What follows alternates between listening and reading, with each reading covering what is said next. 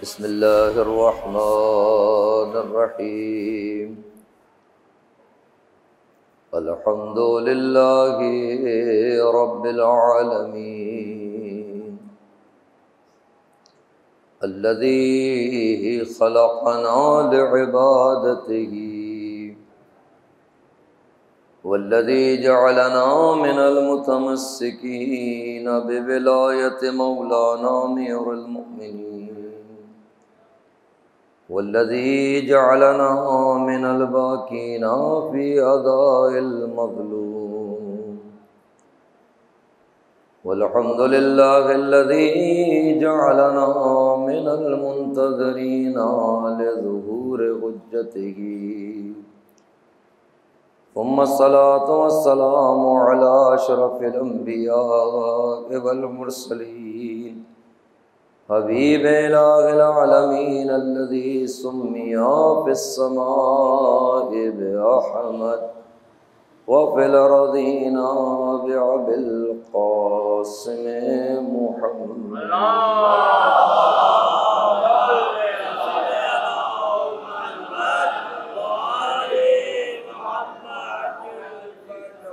अला अहले बैतिही अत्तय्यबीन अत्ताहिरीन अल-मासूमीन अल्लज़ीना अज़हबल्लाहु अन्हुमुर रिज्स व तह्हरहुम तत्हीरा।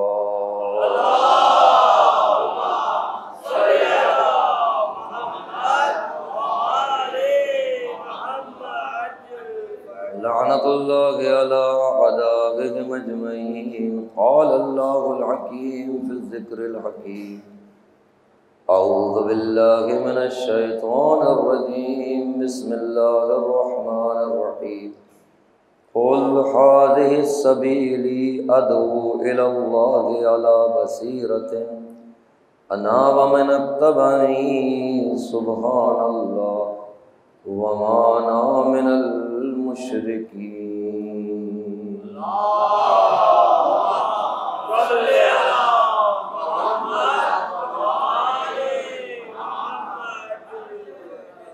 बुजुर्गान मुहतरम और नौजवानान अज़ीज़,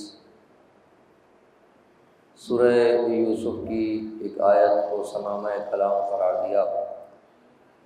इसमें इरशाद रब्बुल इज़्ज़त हुआ, कुल ए हबीब आप कह दीजिए, हाज़िही सबीली ये मेरा रास्ता है, अदऊ इलल्लाहि अला बसीरतिन अना व मन इत्तबअनी,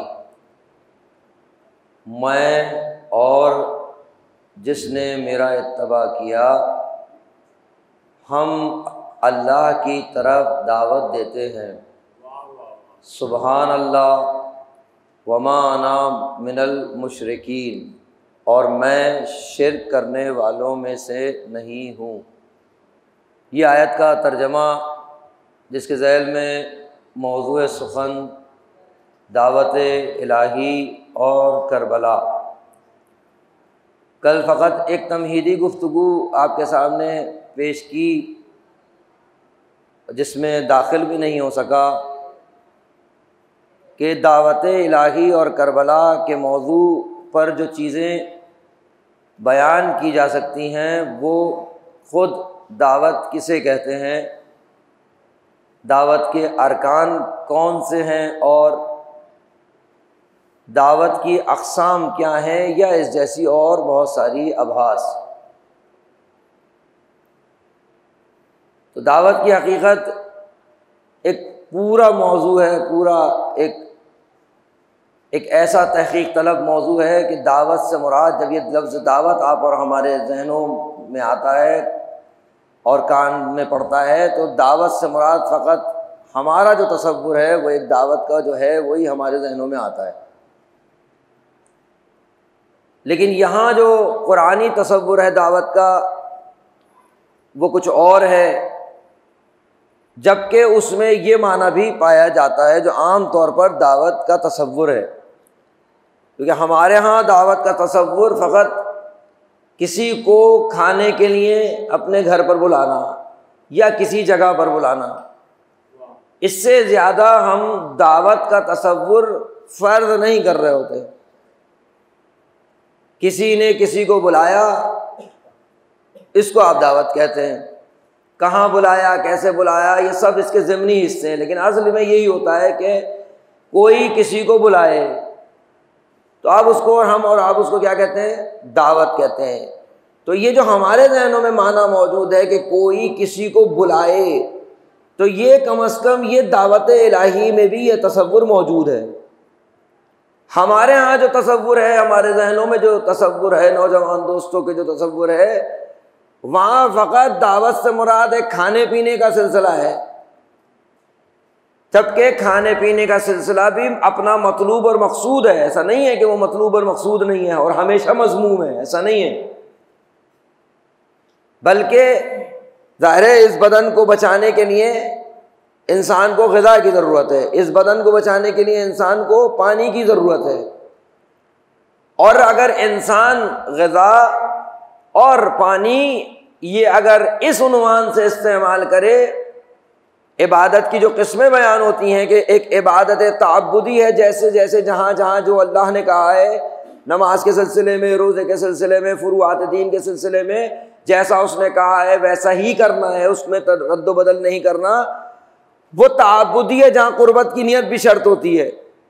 लेकिन कुछ इबादतें वो होती हैं जो तवस्सुली होती हैं कि जिसमें नियत कुर्बत नहीं होती, लेकिन अगर नियत कुर्बत कर ली जाए तो वो जो तवस्सुली इबादत है वो अपने कमाल पर चली जाती है। खाना खाना, पानी पीना, कपड़े बदलना, कपड़े धोना और इस जैसे जितनी मिसालें आप चाहें, इसमें आया खाना खाना भी इबादत हो सकता है, आया पानी पीना भी इबादत हो सकता है। इबादत से मुराद फिर इबादत है जो मूजिबे सवाब भी हो, मूजिबे महराज भी हो, मूजिबे इर्तिकाए रूहानी हो।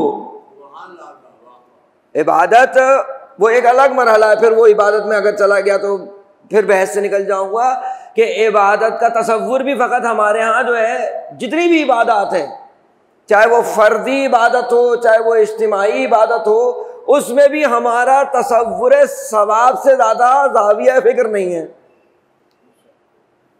उसमें भी, इबादत में भी फ़कत सवाब का एक दायरा, हमारा जो दायरा फ़िक्र है सवाब से बाहर नहीं निकल पाता है। जिससे भी पूछो इबादत क्यों करते हो, सवाब की खातिर। इसी तरीके से जो इबादत तवस्सुली हैं, अगर इस लफ्ज़ को इंसान इबादत के सिलसिले में अपने फिक्र में जगह दे दे कि इबादत मूजिब सवाब भी है और मूजिब इर्तिकाए रूह भी है, तो फिर इसकी इबादत में तब्दीली यकीनन आएगी। इसके असरात क्यों, इसलिए वैसे भी तो फिक्र बराह रास्त अमल पर मुतासिर होती है। जो चीज़ अमल को मुतासिर कर रही होती है या अमल को ईजाद करती है, अमल के ईजाद होने में अहम तरीन चीज़ क्या है, वह एतकाद, वह फिक्र। वरना जिस चीज़ को आप नहीं मानते, ज़बरदस्ती तो आपसे करवाई जा सकती है, इख्तियारी तौर पर नहीं कराई जा सकती। अमल अंजाम नहीं कर सकते अगर आप मानते ना हो किसी चीज़ को। तो ये जो ग़िज़ा का सिलसिला है, ये एक मिसाल है। इसको भी मूजिब सवाब भी बनाया जा सकता है, मूजिब इर्तिकाए रूह भी बनाया जा सकता है। आम जितनी ज़िंदगी के काम हैं कि जिनके सिलसिले में हमारी तवज्जो भी नहीं जाती कि ये इबादत हो सकता है, आम नौजवान दोस्तों से गुफ्तगू के उसके सिलसिले में भी, मतलब जब आप सुबह उठते हैं और अपने रोज़गार के लिए जाते हैं, क्यों जाते हैं, बच्चों का पेट पालना है, घर को चलाना है, और न जाने कितने इसके जवाब हो सकते हैं। सारे जवाब अपनी जगह दुरुस्त हैं। ऐसा नहीं है कि किसी चीज़ को साबित करने के लिए दूसरी चीज़ को ख़राब करूं, ये फॉर्मूला ही ठीक नहीं है। फ़ारसी में एक मकूला है जिसका मफ़हूम तर्जुमा ये है कि ऐसा मत करो कि तिल क्यों बनाया जाता है? तिल इसलिए लगाया जाता है ताकि हुस्न में इजाफा हो, खूबसूरती आए। तो फारसी में कहते हैं तिल बनाओ, तिल बनाते हुए आंख मत फोड़ दो। यानी एक चीज ठीक कर रहे हैं, किसी चीज की इस्लाह फरमा रहे हैं, और उसी इस्लाह करते करते पता नहीं कितनी चीजें खराब कर दी। तो ये तरीका इस्लाह, तो इंसान अगर इस तरीके से अपनी इस्लाह करेगा तो इर्तका तो यहां मुमकिन नहीं है, या तरक्की तो मुमकिन नहीं है, या तो तनज़्ज़ुल ही होगी।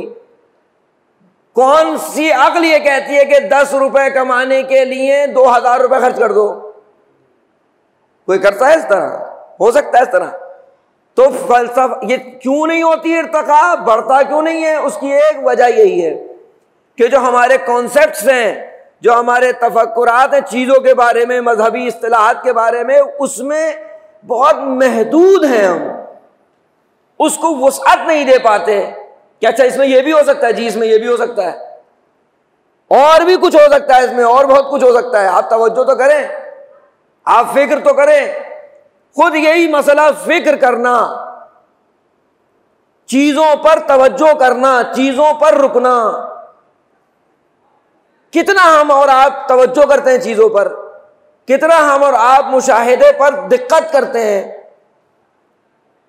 चीजें मसलन नौजवान दोस्त जरा अपने जहनों को लेके चले, उनके अपने बेडरूम में जिसमें वो रोजाना कई घंटे गुजारते हैं, अगर कोई खड़े होकर आपसे कहे कि अपने बेडरूम का जहां आप कई घंटे गुजारते हैं, जल्दी से 10-12 चीजों का नाम ले जो आपने मुसलसल देखी है, नहीं ले सकता इतनी जल्दी से, सोचना पड़ता है उसको। क्यों सोचता है वो? इसलिए कि दिक्कत नजर का आदी नहीं है, मुशाहिदात में फिक्र करने का आदी नहीं है, रुकने का आदी नहीं है, और तेजी से गुजरने का नतीजा यह होता है कि कुछ हाथ नहीं आता। तेजी से गुजरने का सबसे बड़ा मसला यह होता है कि कुछ हाथ नहीं आता। लेकिन जो लोग दिक्कत नजर करते हैं वो एक ही चीज में से न जाने कितनी चीजें निकाल लेते हैं। और परवरदिगार ने भी जो दावत दी है बहुत सारी, उसमें से ये तफक्कुर भी तो है। अफला यतदब्बुरून अल कुरान, ये कुरान में तदब्बुर क्यों नहीं करते? और कुरान जहां कहा जाता है, कुरान में जहां भी कहा जाता है, दोनों कुरान, कुरान सामित भी, कुरान नातिक भी, ये कुरान सामित और नातिक में तदब्बुर क्यों नहीं करते? परवरदिगार ने जहां तजल्ली की है उसको कहते हैं कुरान सामित। हदीस मासूम की परवरदिगार ने तजल्ली की है कुरान में अपनी, और कुरान जब कहा जाएगा हम कुरान नातिक में, हम कुरान सामित, दोनों में तजल्ली है परवरदिगार। कैसे हाल होगा ये? जब आम रूटीन में दिक्कत नजर से गुजरे, चीजों को देखना शुरू करें। आप एक दरख्त को देखा आपने? कभी रुके इसके ऊपर, दरख्त के ऊपर? दरख्त तो आगे की चीज है, इस उंगली पे रुके कभी? अपने वजूद पे टिका कोई कि अपने ऊपर गौर करे? गौर और फिक्र करेंगे तो खुद ब खुद आपकी तरक्की होगी, रूहानी इल्मी तरक्की होगी, फिक्री तरक्की होगी, उलझनें दूर होंगी। और जो इल्म की वादी में कदम रखता है और एक दफा उसे इल्म की प्यास लग जाती है, तो ये एक ऐसी प्यास है कि जितना इसको सैराब करो उतना ही बढ़ती है। ऐसे ही है ना? इल्म की प्यास इल्म हासिल करने से बुझती नहीं है, बढ़ती चली जाती है। क्यों? इल्म लामहदूद है। आप और मैं जितना जानते हैं वो ज्यादा है कि जितना नहीं जानते वो ज्यादा है? तो लामहदूद इल्म और महदूद आलिम, जितना इल्म हासिल करता चले जाएंगे उतना ही। एक बुजुर्ग का जुमला है, कहा जब इल्म हासिल नहीं किया था तो समझते थे हमें सब पता है, हम सब जानते हैं, हमें जरूरत ही नहीं है किसी से इल्म हासिल करने की, जब नहीं इल्म हासिल किया था। और कहा जब इल्म हासिल करना शुरू किया तो आहिस्ता आहिस्ता मालूम होता चला गया कि हम कितने जाहिल हैं, कितना नहीं जानते। जो इल्म हासिल करता है फिर उसके यहां यह नहीं होता कि मैं आलिम हूं। तो वजह क्या है? ये जो बेचैनी, ये इर्तिका रूहानी, ये फिक्री तरक्की, ये क्यों नहीं है? क्योंकि तदब्बुर और तफक्कुर नहीं है, रुकना नहीं है, रुकते नहीं है चीजों पर गौर नहीं करते। आयात इलाही में से जो अल्लाह की आयात हमारे इर्द गिर्द मौजूद हैं उन पर रुकते नहीं हैं। एक तो आयत इलाही खुद उनम है, अल्लाह की निशानी नहीं है वजूद इंसान। तो इस वजूद इंसान को जितना पहचानेंगे तो कौन पहचाना जाएगा? हदीस क्या कहती है? मन आरफ नफ्सा, जिसने खुद को पहचाना फकत आरफा रब्बा, जितना खुद को पहचानता चला गया उतना ही परवरदिगार को पहचानता चला गया। क्यों? वजह क्या है? पहले भी ये मिसाल दे चुका हूं। वजह क्या है? आप जब किसी पोर्ट्रेट को देखते हैं, जब किसी तस्वीर को देखते हैं, ये तस्वीर तो मेरी मिसाल में नहीं है, ये जो अभी ये तो मेरी नजर पड़ गई। जब आप तस्वीर को देखते हैं तो तस्वीरें दो किस्म की होती है ना, एक आपको मुतासिर करती है मुस्बत, एक आपको मुतासिर करती है मनफी। जब आप किसी तस्वीर को देखा, आपको खुश हुए उस तस्वीर को, उस मंजर को देख के, उस तस्वीर को देख के आप खुश हो गए कि क्या खूबसूरत तस्वीर है।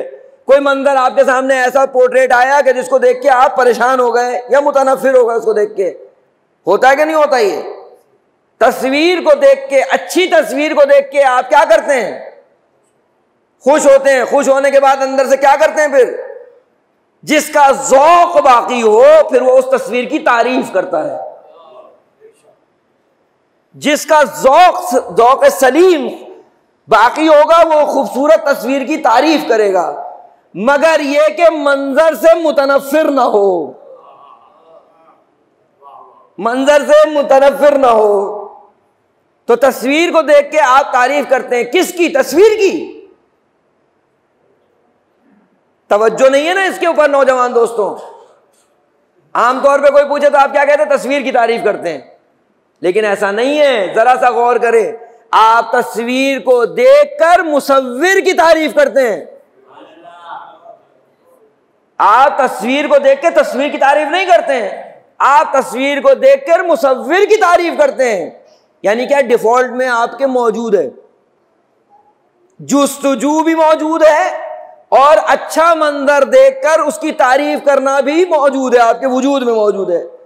अल्लाह ने हमें और आपको इसी तरह बनाया है, इसी तरह बनाया है कि जब एक तो जुस्तजू कर, दूसरा हिस्से ज़ेबाई इसके अंदर मौजूद है।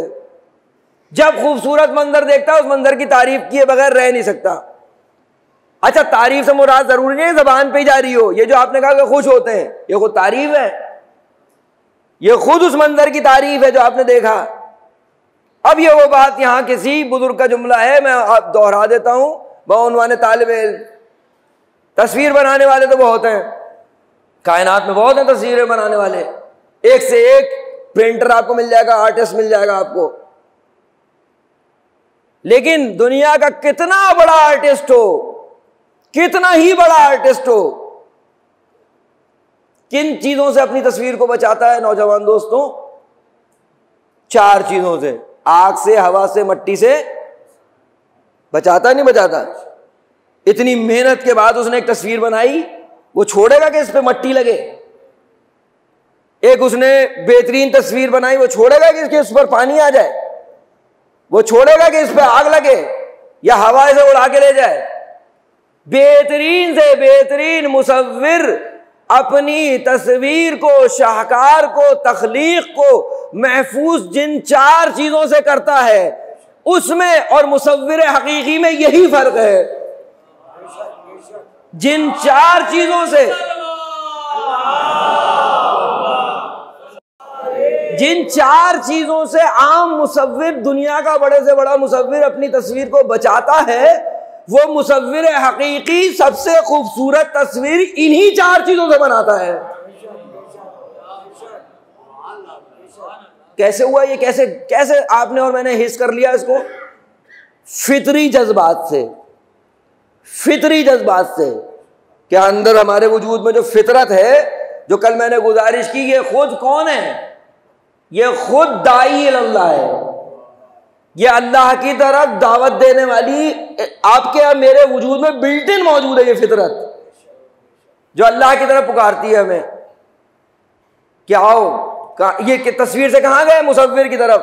तो आयत से कहां जाएंगे? खालिक आयत तक। ये आयत देखकर, निशानी देखकर कहाँ जाएंगे? मैं पहले मिसाल दी है, आप देखिए जब घर पर नेम प्लेट लगाते हैं आप, क्यों? घर में जो नेम प्लेट लगी होती है क्यों लगाते हैं? घर में नेम प्लेट इसलिए लगाते हैं कि जो घर है वो किसी और का नहीं है, जिसका नाम लिखा है उसका है, इसलिए नेम प्लेट लगाई जाती है ना। तो इसी तरीके से, लेकिन नेम प्लेट चूंकि हिस्सी चीज है, देखी जा सकती है, आप देख लेते हैं। इसी तरीके से कायनात में जो कुछ भी मौजूद है, जो जर्रा जर्रा, उस पर मालिक की, खालिक की मोहर लगी हुई है कि किसी ने इसको बनाया है,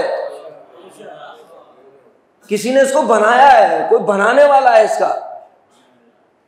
और जितनी जैसे तस्वीर में मसला फर्क है, एक आम सी तस्वीर है, एक उससे बेहतर तस्वीर है, एक उससे बेहतर तस्वीर है, एक उससे बेहतर तस्वीर है, कहीं रुकता थोड़ी है सिलसिला। हो सकता है कोई और उससे बेहतर मुसव्विर पैदा हो जाए जो ऐसी तस्वीर बनाए जो आपके और हमारे देखे में न आई हो कभी। तो ये भी सिलसिला यहाँ भी है, हर सिलसिले में यही है कि बेहतरी की गुंजाइश बाकी रहती है, इससे बेहतर, उससे बेहतर, उससे बेहतर, उससे बेहतर। आयात इलाही के सिलसिले में भी यही सिलसिला है,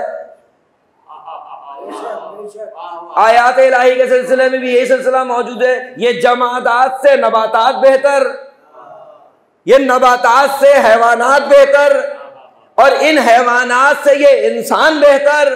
तो अब कोई होना चाहिए ना जो इंसानों में सबसे बेहतर।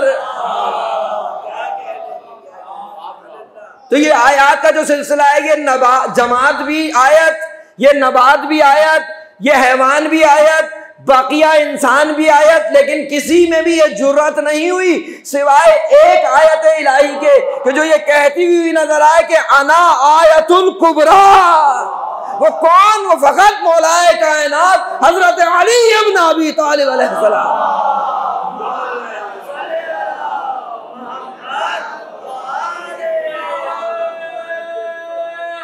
या अली।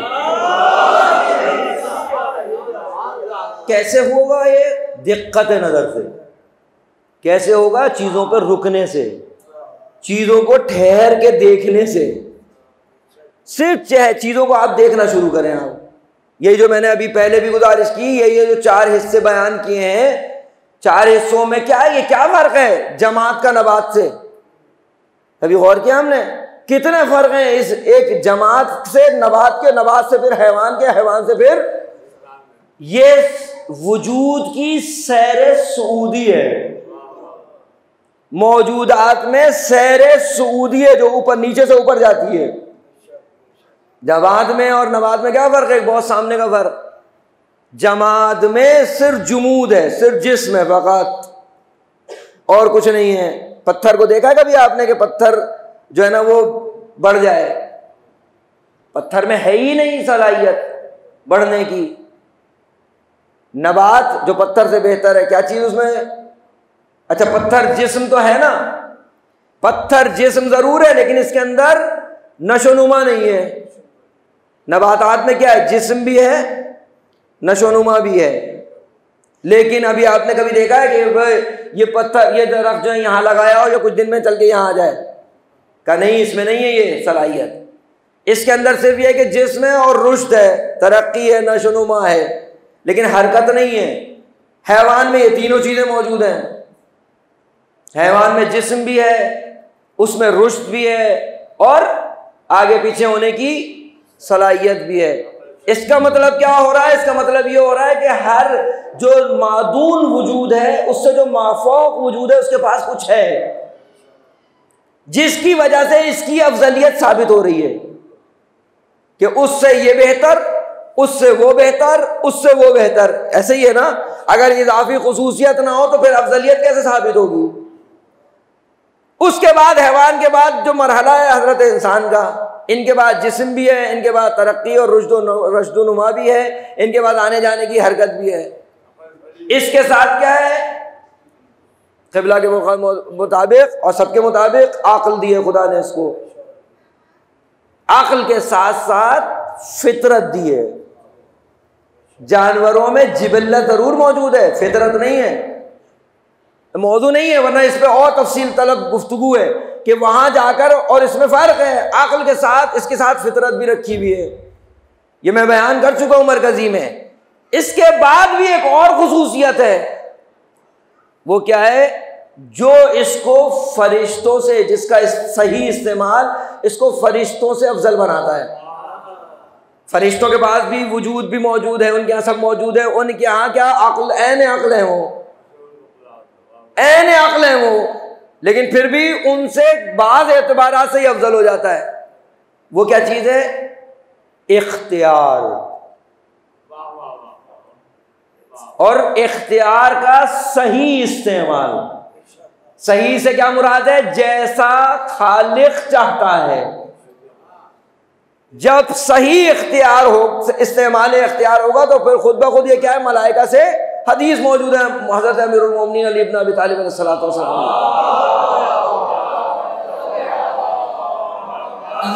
ये सैर सऊदी है, ये नीचे से ऊपर गए हैं। पहले जमादात, फिर नबातात, फिर हैवान, फिर इंसान। एक सैर नुज़ूली है, ये ऊपर से नीचे आते हैं। आपने देखा नहीं है क्या हैवान सिफत इंसान हो? ये तो अल्लाह ने इसको इंसान बनाया था, आप इसको हैवान कह रहे हैं। इससे भी आगे बात बढ़ती है तो ये उससे भी पस्त हो जाता है, और उससे भी पस्त हो जाता है। वो कौन होता है? जो सिर्फ जिस्म लिए हुए वक़्त। और ये भी क्या है? ये वही इख्तियार का गलत इस्तेमाल, जहां खालिक ने नहीं कहा वहां इस्तेमाल करना। तो ये क्या? उल्टी सैर।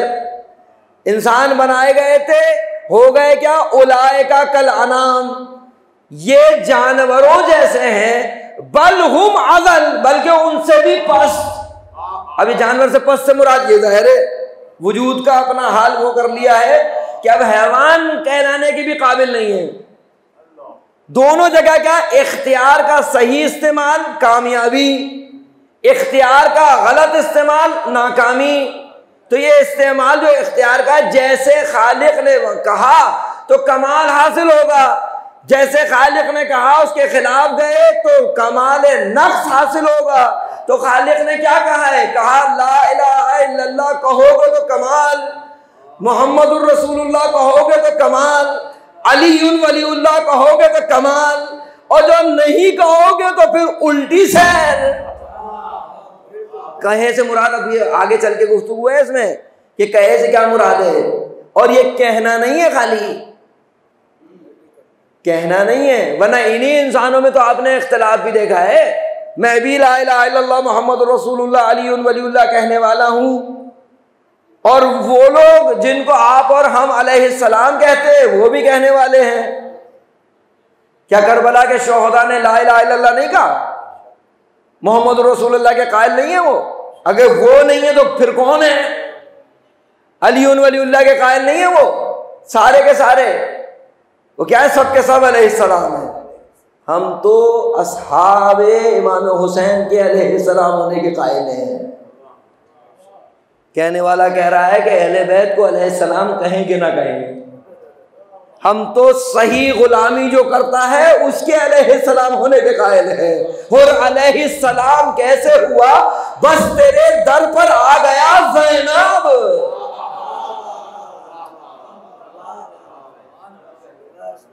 तो ये कैसे? ये इख्तियार का इस्तेमाल है। लेकिन सब, जहां से मैंने बात शुरू की, एक मिसाल देके बात को समेटता हूं। दिक्कत नजर, मुशाहिदा, दो चीज़ों पर रुकना। जब आप आम हालात में आम चीज़ों पर अगर इसकी प्रैक्टिस करेंगे, खुद ब खुद जब आप कुरान पढ़ेंगे, खुद ब खुद आप जब नहज बलागा पढ़ेंगे, जब खुद ब खुद आप सहीफ़े सज्जादिया पढ़ेंगे, ये सारी किताबें वैसे पूछ लूँ मैं यहाँ अपने नौजवान दोस्तों से, किसके लिए है ये किताबें वैसे हैं किनकी और किसके लिए?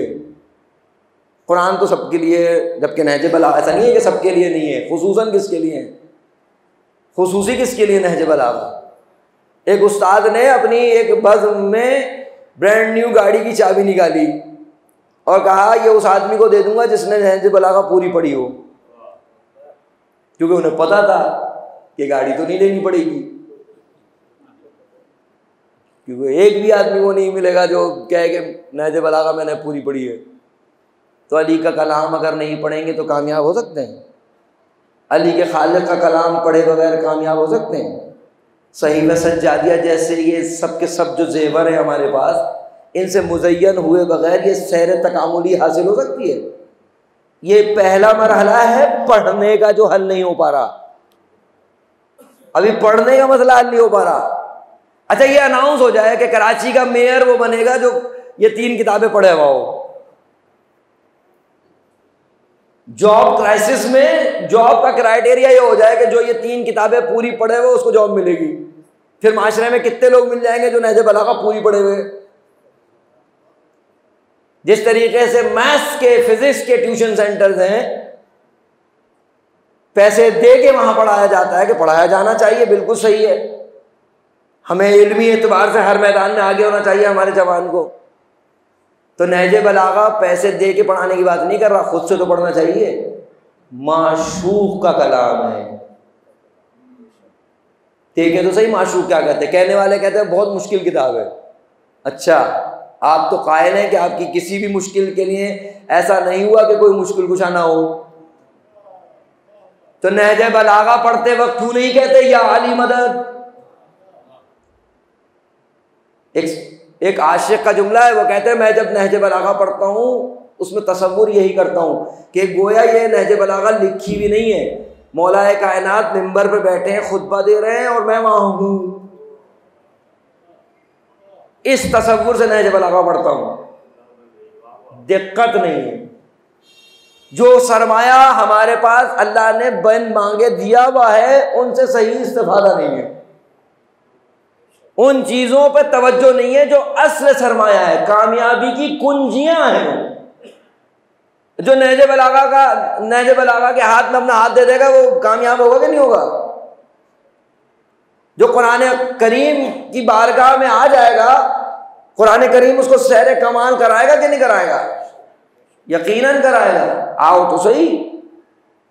दिक्कत नजर।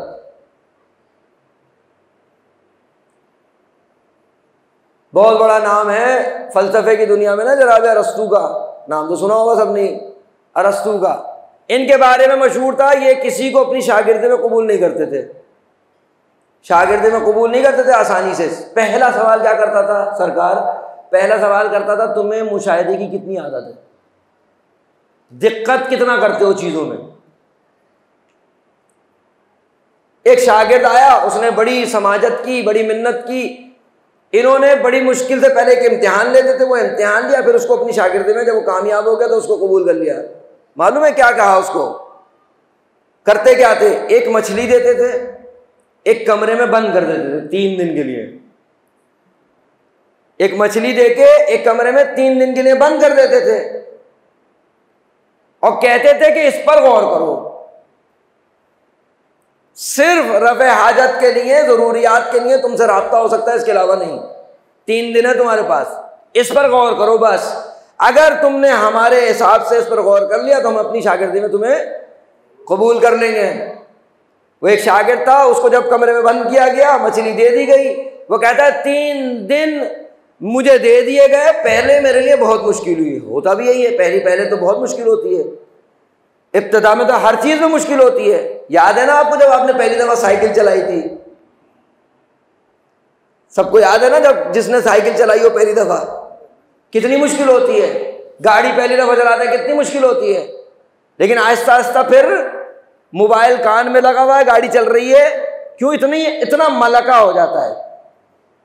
हर अच्छे बुरे काम में शुरू में मुश्किल, बुरे में भी मुश्किल होती है। जो लोग नौजवान, खुसूसन जो लोग यहां बैठे हैं, पहली दफा जब सिगरेट पी थी कितनी खांसी आई थी? पहली दफा कितनी खांसी आई थी? उसके बाद आती हैं, जब तक फेफड़े खत्म ना हो जाए,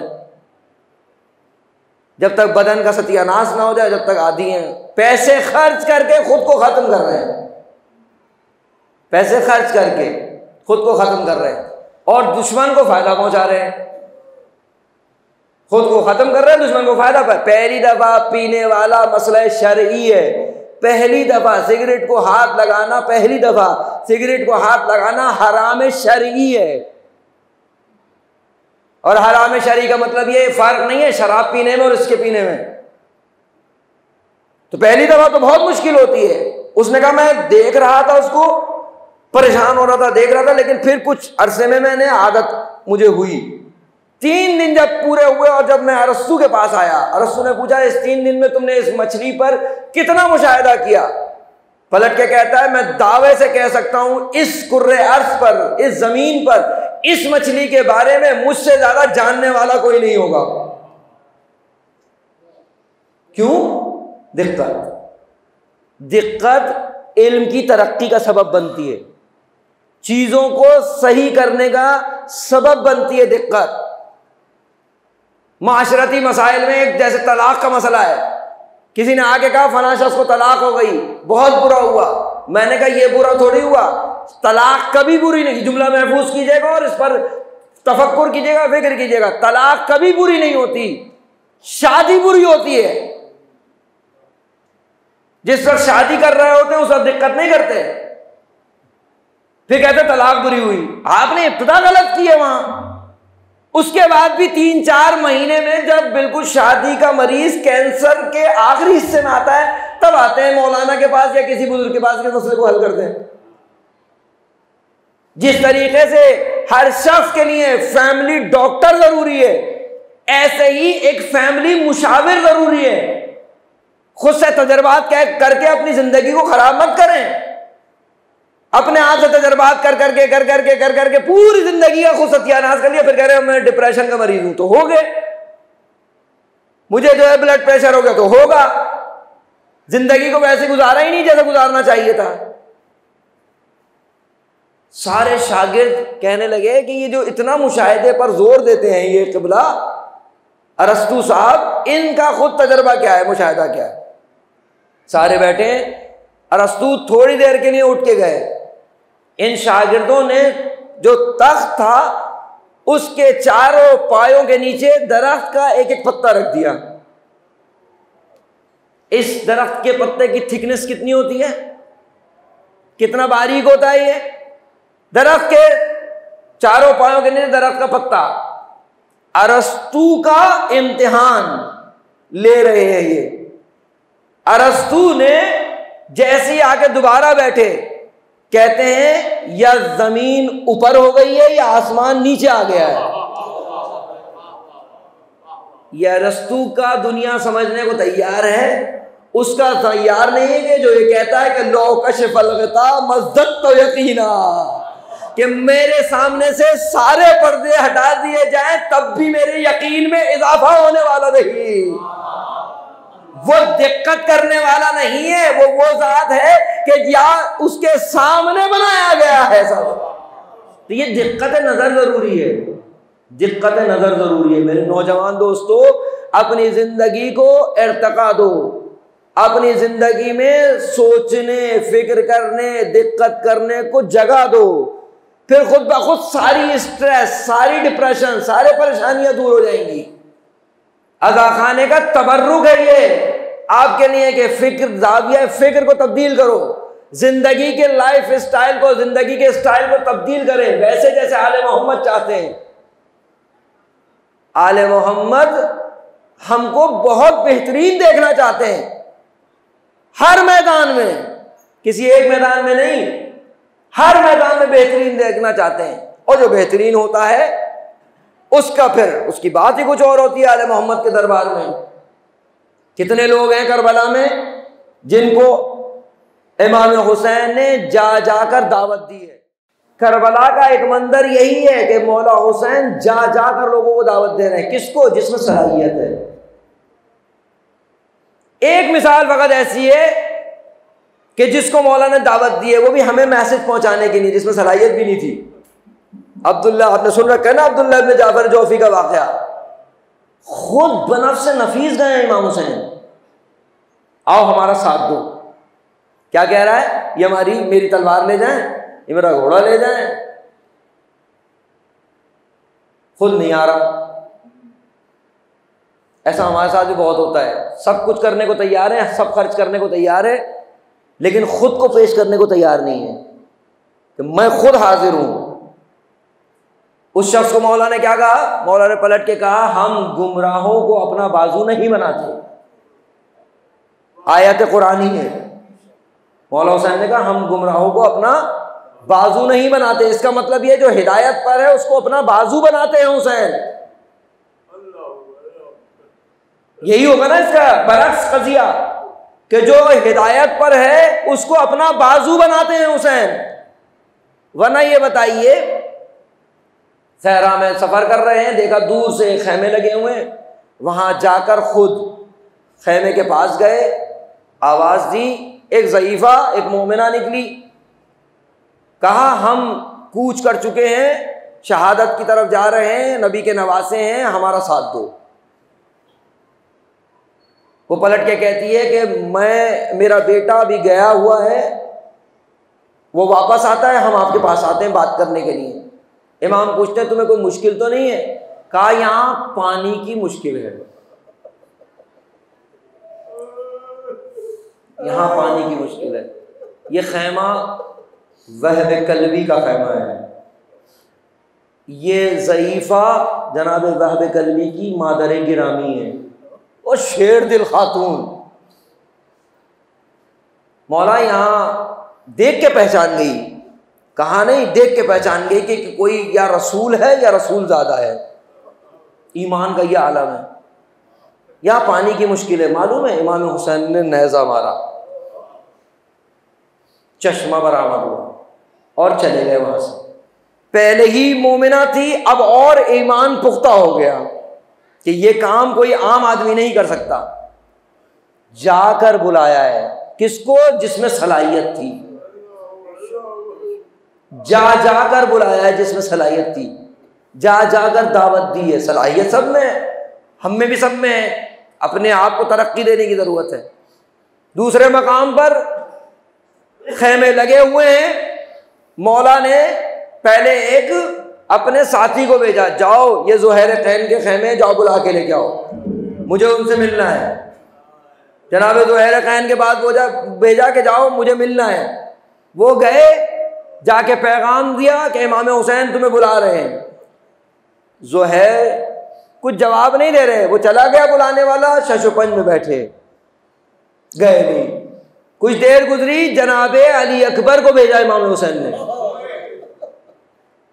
इतना क्या है ज़ुहैर के पास कि इस तरीके से इमाम हुसैन एहतमाम कर रहे हैं। ज़ुहैर फिर बैठे, नहीं गए। मालूम है खुद चल कर आए इमाम हुसैन, पैगाम सुनाया, चले गए। अब फिर ज़ुहैर परेशान। ज़ौजा ने पूछा क्या बात है ज़ुहैर, परेशान नजर आ रहे हो? कहा हुसैन बुला रहे हैं, मैं जाना नहीं चाहता, क्योंकि मुझे मालूम है कि जो जहां जा रहे हैं इसका अंजाम सख्त मौत है। कहा तो डर गए, जवाब नहीं दिया। कहा मुझसे जाया नहीं जा रहा। अल्लाह अकबर, ज़ुहैर की ज़ौजा। कहा ज़ुहैर ये मेरी चादर पकड़ो, मैं हुसैन की नुसरत को चली। ज़ुहैर की गैरत को ललकार दिया। ज़ुहैर ने कहा ये काम जो तुमने किया है इसके बाद अब ज़ुहैर चला। ज़ुहैर की ज़ौजा कहती है कि ज़ुहैर मैं साथ नहीं जाऊंगी। कहा मैंने तुम्हें तलाक दी, तुम यहां से वापस चली जाओ। कहा मैं क्यों चली जाऊं वापस? कहा बस तुम वापस चली जाओ, मैं अकेला हुसैन के साथ जाऊंगा।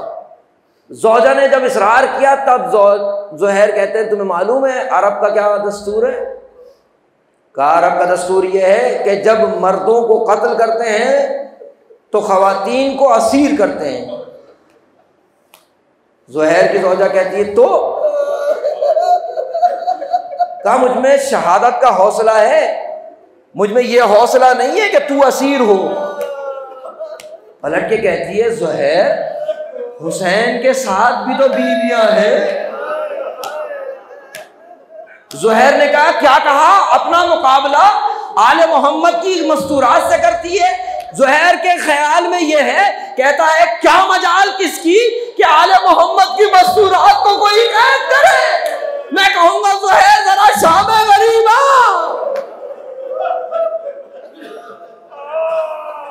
जाकर बुला रहे हैं, जाकर बुलाया है ज़ुहैर को, जाकर बुलाया है वहब कल्बी को।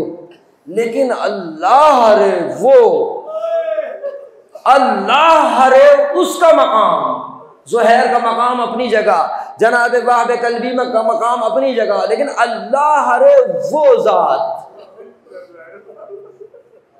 क्या रिवायत क्या कहती है, जब मदीने में हुसैन गुजरा करते थे तो एक दोस्त है हुसैन का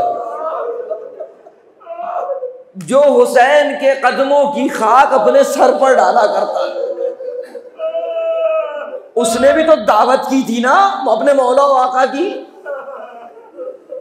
हबीब ने भी अपने मौला और आका की दावत की थी ना, अपने आका और मौला को बुलाया था, बुला लिया हबीब ने अपने घर हुसैन को, और बेताब हैं, मुश्ताक़ ज़ियारत हैं, मुश्ताक़ दीदार हैं, खुश हैं कि आज हुसैन मेरे घर आ रहे हैं, आज हुसैन के साथ दावत है। हुसैन के साथ कौन कौन आ रहा है? इमाम हसन आ रहे हैं, मौलाए कायनात आ रहे हैं, रसूल अल्लाह आ रहे हैं, बार बार छत पर जाते हैं देखते हैं, बार बार छत पर जाते हैं देखते हैं। एक वक्त वो आया, पैर फिसला, जमीन पर गिरे, दुनिया से रुखसत हो गए हबीब। अल्लाह रे, हबीब के बाप का ये जज्बा, घर में बच्चा मर जाए लेकिन रसूल चूंकि दावत दिए गए हैं, रसूल को मालूम ना हो कि हमारे घर में इतनी बड़ी मुसीबत आ गई है। अजीजो, वो वक्त आया कि चारों मेहमान घर में आ गए,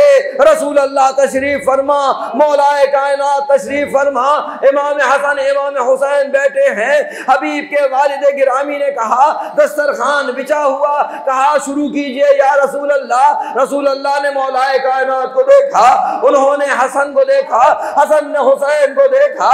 क्यों? हुसैन असली मेहमान है इस दस्तरखान के। हुसैन शुरू नहीं कर रहे। कहा कैसे मुमकिन है जिसने मुझे बुलाया है जब तक वो दस्तरखान पे ना आ जाए कैसे शुरू कर दूं? कहा जब मजबूर हो गए तो कहा कि वो मुश्ताक़ ज़ियारत था और दुनिया से गुजर चुका, एजाज़ इमामत, रहमत इमामत जोश में, कहा लाओ उसके जनाजे को।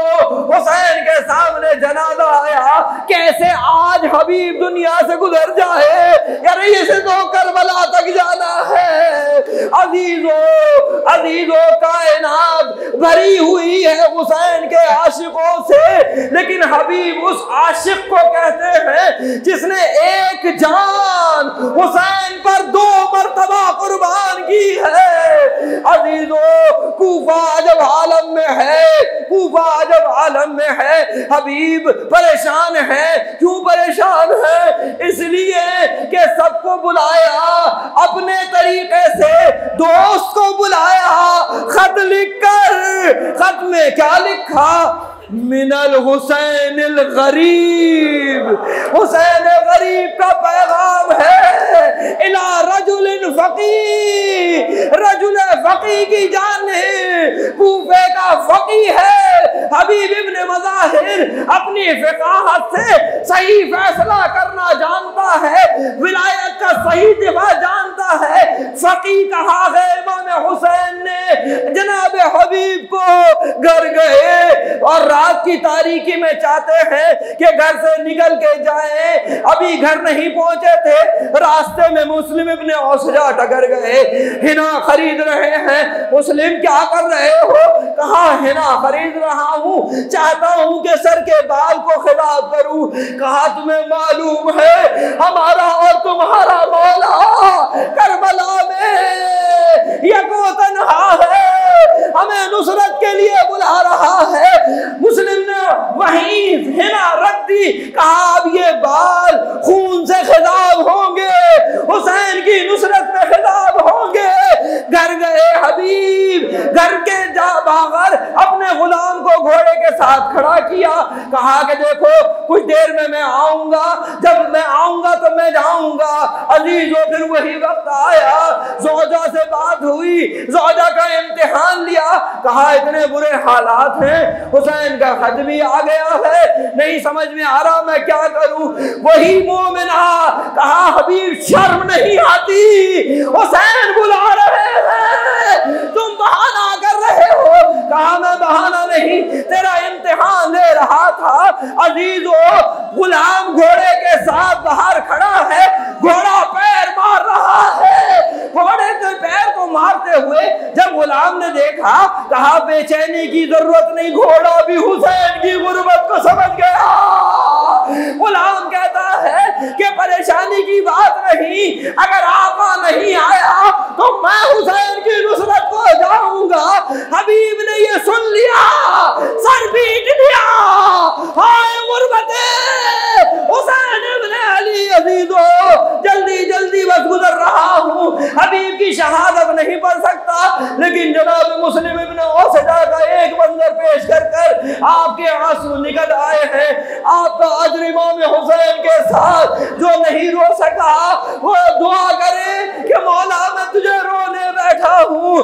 अजीजो, सुबह आशूर का मंजर है, सरे साद ने पहला तीर ये खींच कर ख़याम हुसैनी की तरफ फेंका कि गवाह रहना मैं पहला तीर फेंक रहा हूँ। इस फौज में 4000 तीरंदाज हैं। जब सरदार को तीर मारेगा तो तीरंदाज क्या करेंगे?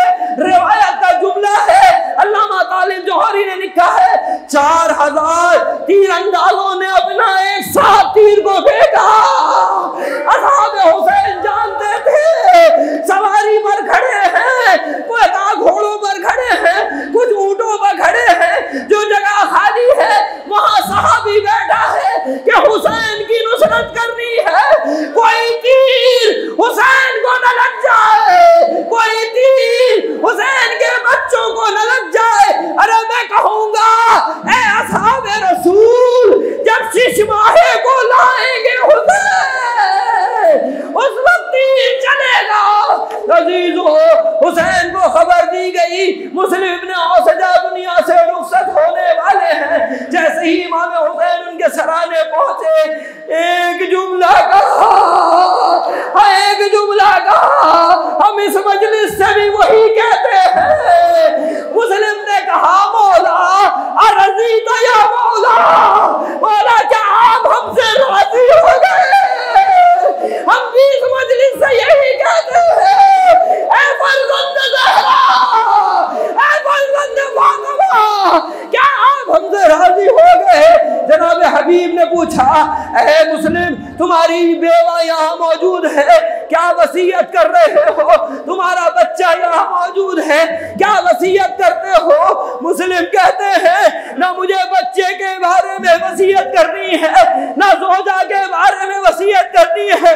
उसी कुम बिहाज़ल मज़लूम, मैं तुम्हें इस मज़लूम की वसीयत करता हूँ। अजीज़ों, मुस्लिम दुनिया से गुजर गए, आखिरी फिक्रा, मुस्लिम दुनिया से गुजर गए, एक बच्चा खैमे से निकला।